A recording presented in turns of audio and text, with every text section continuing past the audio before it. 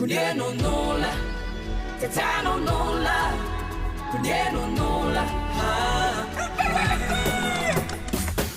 kunyenu, kunyenu, tetanola, enugu tetanola, tetanola, tetanola, enugu tetanola.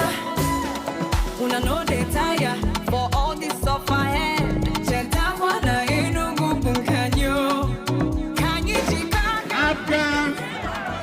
Because the campaign is going to Frank Wake Jr. Oki Fena Arujonku. And my daughter Chichi, Governor Enugu State, the party and Anapa Abga, Nkabo, Oyagana, Ebeka Bianca, Ebeka Bianca,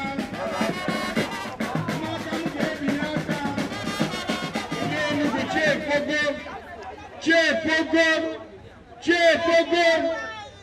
All to go 24 years, I know for the way they kill him. I don't know for they kill him.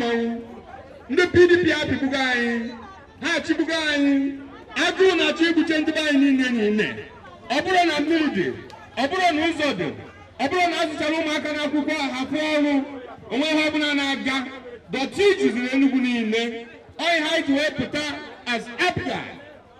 Oyagana 1 year, party age mothers about you age what you wear, Maro. All party people beach way has here Anambra. All party of the Mogo Jubu, Nkabo Gene, Nkabo. Oyagana 1 year. In the camp, because I know you. Soon, because the election I got 2.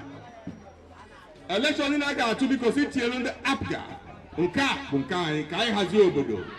Tunyere Frank Wake Jr. Tunyere Apga Ebe Sere Ọkụkọ. Apga